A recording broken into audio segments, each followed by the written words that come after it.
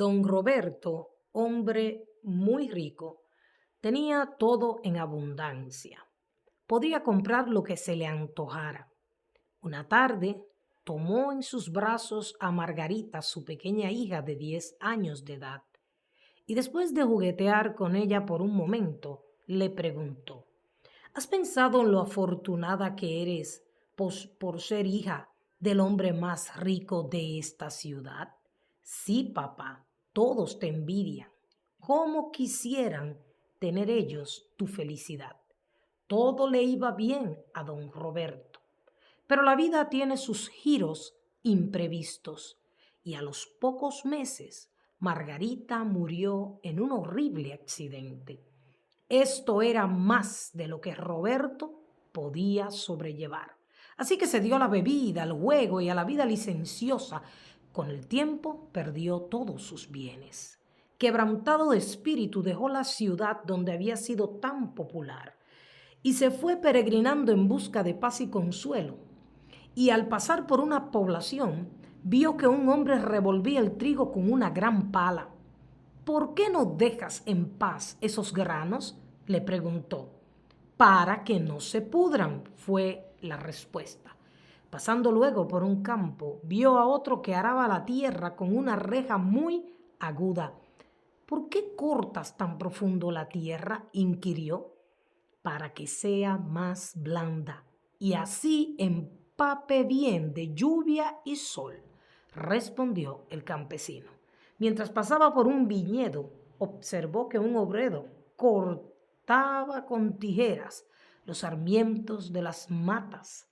Amigo, preguntó Roberto, ¿por qué atormentas esos sarmientos? Para que den una cosecha buena y abundante, contestó el obrero. Don Roberto se quedó muy pensativo. Caminó hacia la soledad de un bosque cercano. Cayó de rodillas, alzó reverentemente los ojos al cielo y exclamó: Señor mío, yo soy el trigo que has revuelto para que no se pudra. Soy la tierra que has cortado para que me vuelva blando. Y soy el sarmiento que has podado para que dé buen fruto.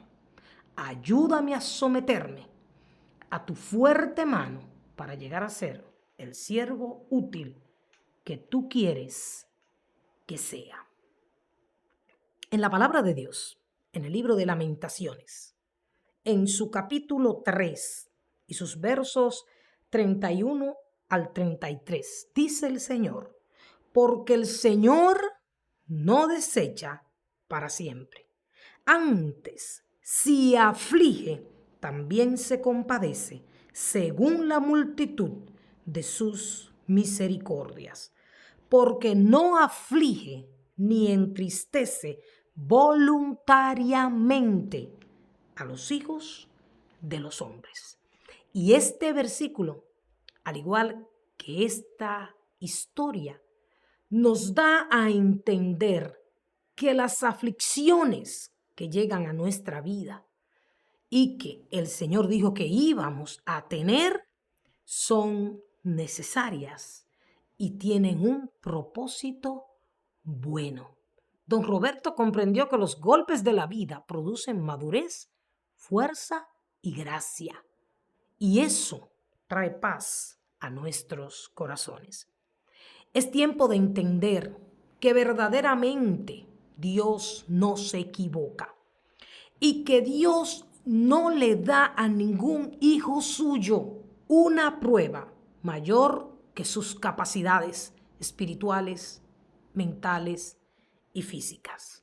Dios sabe bien que tú puedes soportar esa prueba, esa dificultad, esa enfermedad. Y lo único que Él quiere es que tú dependas de Él, te rindas a Él y entiendas que Él no te ha dejado, no te ha abandonado, no te está afligiendo porque sí, al azar, sino que Él está formando en ti la persona que Él quiere ver y quiere usar. En la palabra de Dios también tenemos la historia de un jovencito llamado José. Este jovencito vivía bien y tranquilo en la casa de su padre.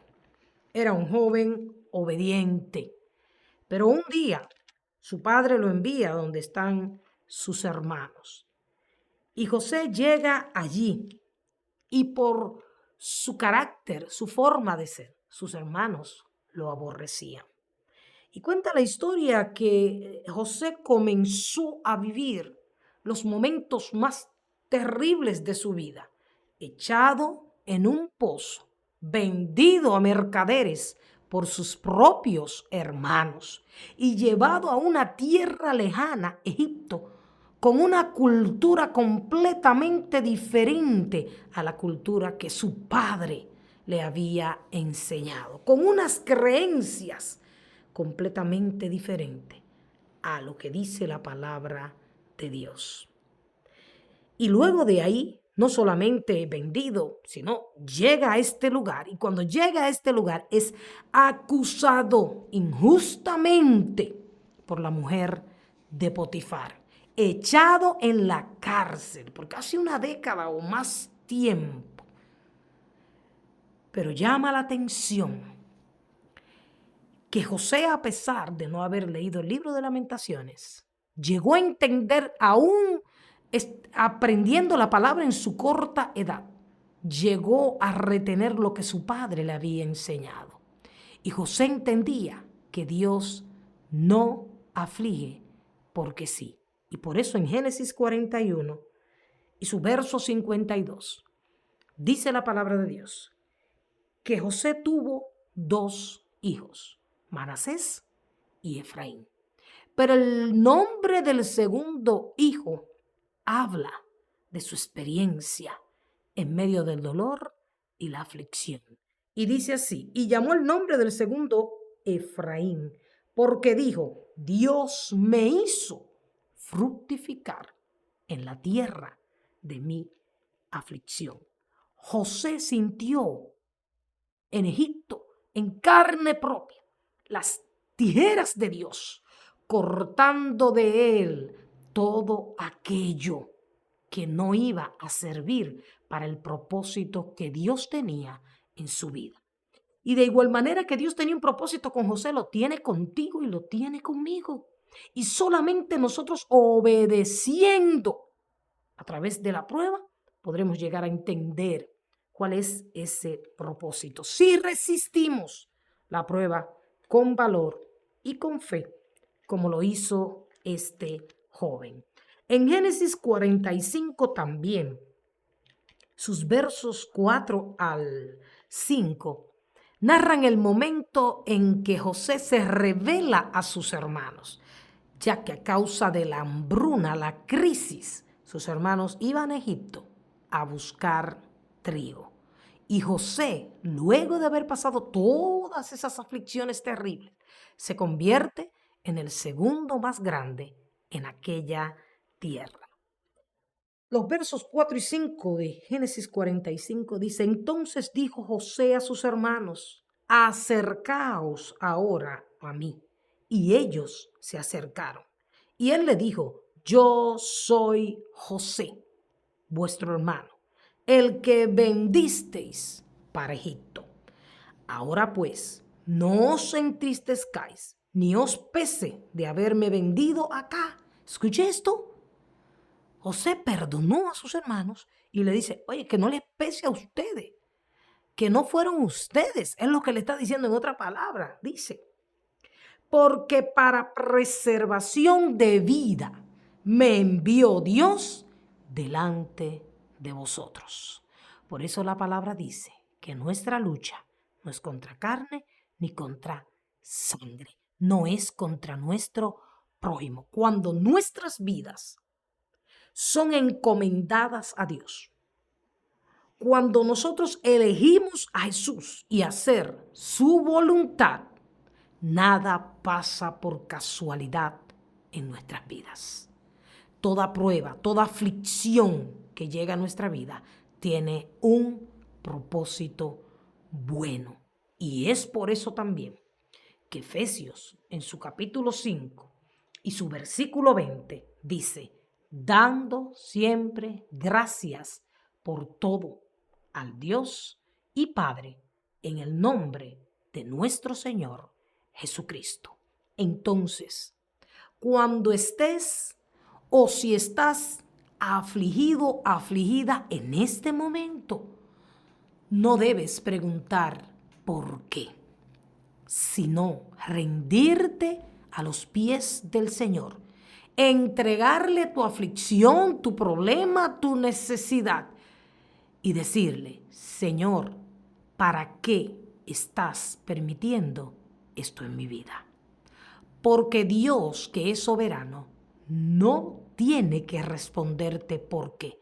Lo que tú sí debes saber, lo que se te debe revelar es para qué Dios ha permitido tantas lágrimas, tantas luchas y tantos dolores. Y si tú decides obedecer y agradecer y permanecer y perdonar en medio de la prueba, Dios te mostrará el gran propósito y sus grandes y profundos pensamientos y bendiciones que Él tiene para tu vida. Así que recuerda, cuando Dios revuelve tu vida como la tierra se revuelve para sembrar la semilla y que dé fruto, está buscando que tú puedas fructificar. Cuando las uvas son machacadas, es para extraer el vino que alegra el corazón. Al igual las aceitunas tienen que ser machacadas para que pueda brotar el aceite de la unción. Así que todo lo que pasa en la vida de los hijos e hijas de Dios tiene un propósito bueno. Sé como José y atrévete a ser fértil, fructífero, fructífera en la tierra de tu aflicción, porque no te quedarás ahí y porque Dios te usará de una manera extraordinaria para ser un consuelo, para ser un aliento y una fortaleza para muchos. Así que resiste y aguanta, porque lo que está pasando tiene un buen propósito.